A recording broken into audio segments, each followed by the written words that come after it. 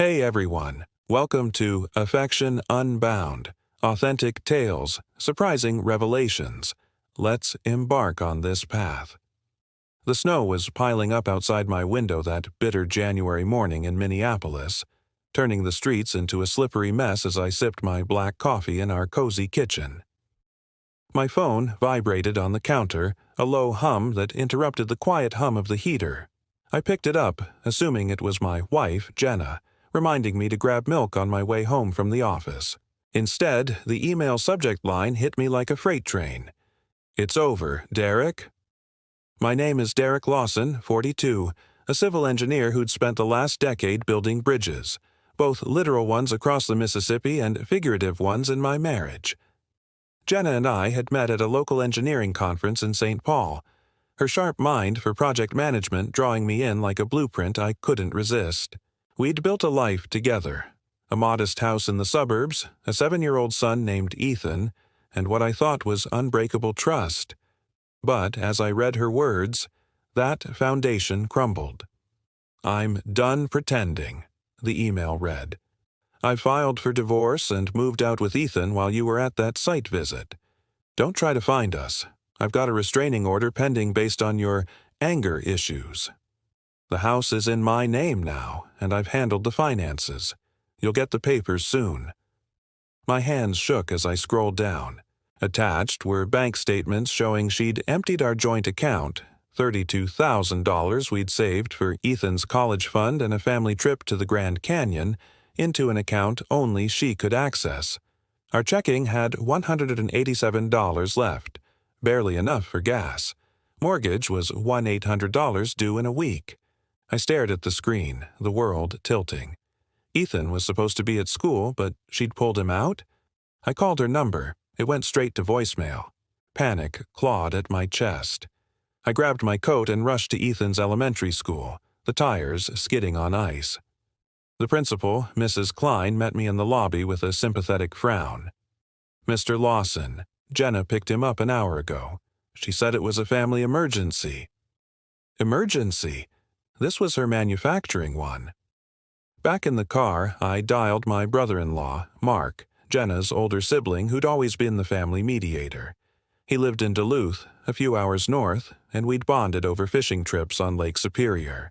"Derek, man, I'm sorry," he said, his voice heavy. "She called me last night, said things were bad. I didn't know she was doing this." Bad? We'd argued lately, about her long hours at the construction firm, her secretive texts, but nothing violent. I'd never laid a hand on her. As I drove home, the snowflakes blurring my vision, I vowed to keep it together for Ethan. He was my anchor, with his gap-toothed grin and endless questions about how bridges stay up. At the house, the locks were changed.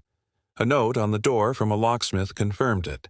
I pounded on the wood, shouting her name, but silence answered.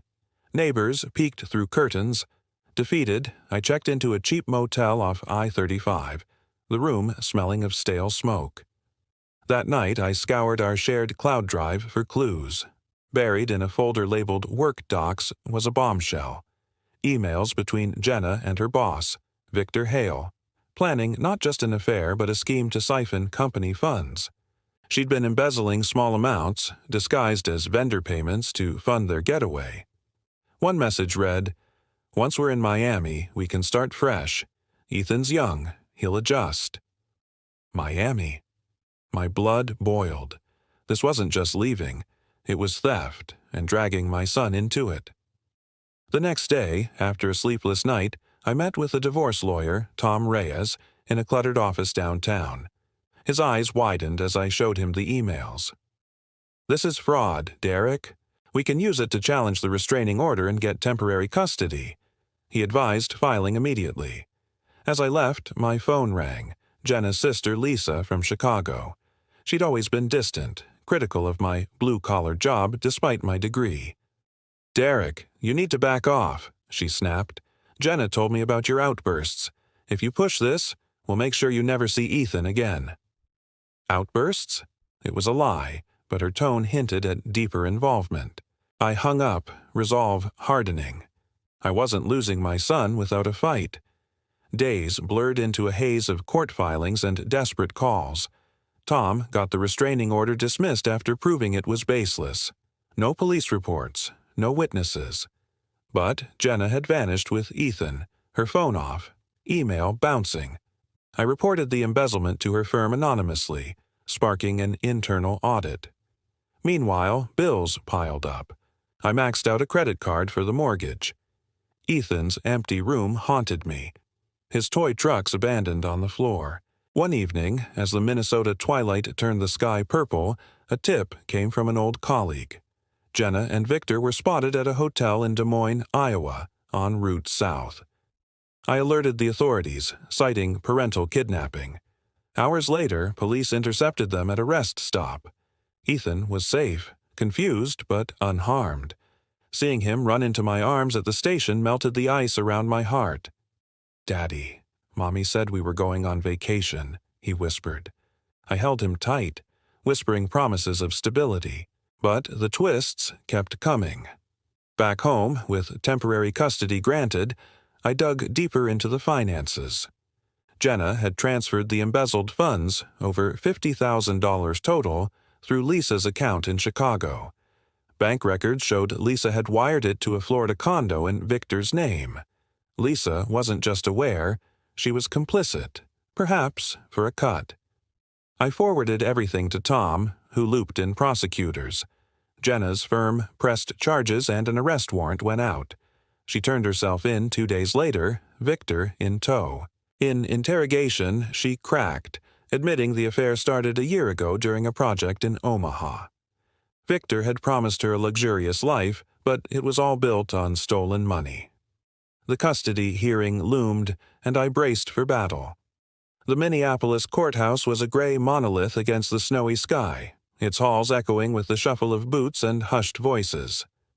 I sat in a stiff chair, Ethan's small hand in mine as we waited for the custody hearing. He'd been staying with me since the police brought him back, his questions about Jenna's absence breaking my heart.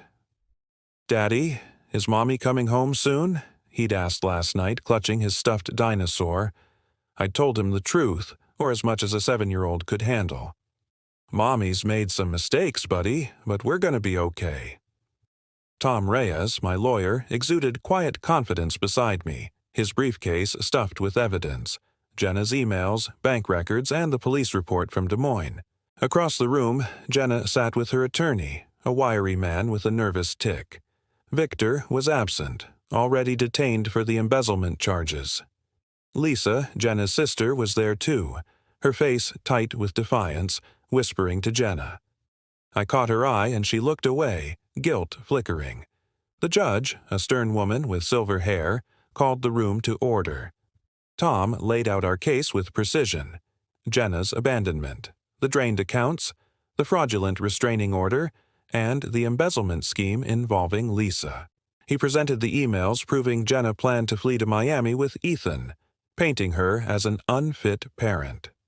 "Mr. Lawson has been Ethan's primary caregiver since his recovery," Tom said, "and has shown unwavering commitment to his son's stability." Jenna's lawyer countered, claiming her actions were a desperate escape from an emotionally volatile marriage. He leaned heavily on my long hours at construction sites, twisting them into neglect. My stomach churned, but Tom had prepared me for this. He submitted my work logs, showing I'd taken on extra shifts only to cover Jenna's unexplained expenses, like $2,000 on client dinners that matched Victor's hotel bookings. The bombshell came when Tom introduced Lisa's role. Bank records showed she funneled $20,000 of the stolen funds into her own account before wiring the rest to Victor. The judge's eyes narrowed as Tom played a recorded call, obtained legally through discovery, where Lisa urged Jenna to stick to the plan and keep Derek in the dark. Lisa's face drained of color, her whispers to Jenna stopping cold. The judge ordered a recess to review the evidence, and I stepped outside, the cold air biting my face. Ethan was with my parents in St. Paul, safe but unaware of the storm unfolding. My phone buzzed, a text from Mark, Jenna's brother. "I didn't know Lisa was in this deep. I'm sorry, Derek. Let me know how I can help. His sincerity was a lifeline, but it didn't erase the betrayal. Back in court, the judge ruled swiftly. I was granted full temporary custody, with Jenna allowed supervised visits pending her criminal case. The embezzled funds were ordered returned to the firm, but $15,000 was allocated to me for Ethan's immediate needs: school fees, therapy, stability. Lisa faced an investigation for aiding and abetting, her role no longer deniable. As we left, Jenna approached, her eyes red. "Derek, I didn't mean for Ethan to get hurt," she said, voice trembling.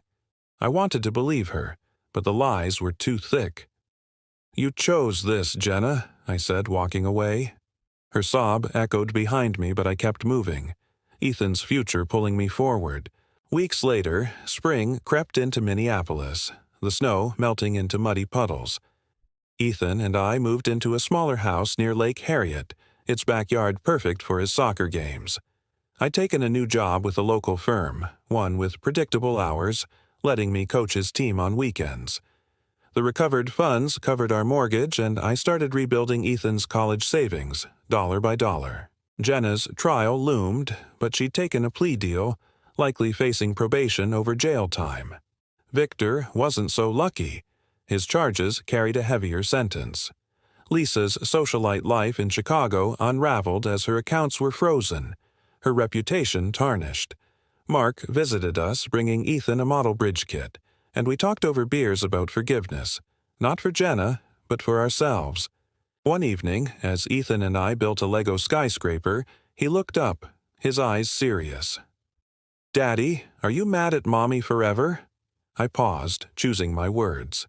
"I'm mad at what she did, buddy, but I'm not mad at who you are. You're the best part of us." He smiled, and we kept building, piece by piece. Jenna's email, "It's over, Derek," had meant to shatter me. Instead, it forged something stronger. A life centered on Ethan, on truth, on the bridges we'd build together. The pain of betrayal didn't vanish, but it faded against the warmth of his laughter, the promise of new days. Thank you for joining this journey. If Derek and Ethan's story resonated, stick around for more real-life tales of grit and heart. Every step forward is a story worth telling. Keep forging your own path, and I'll see you at the next crossroads.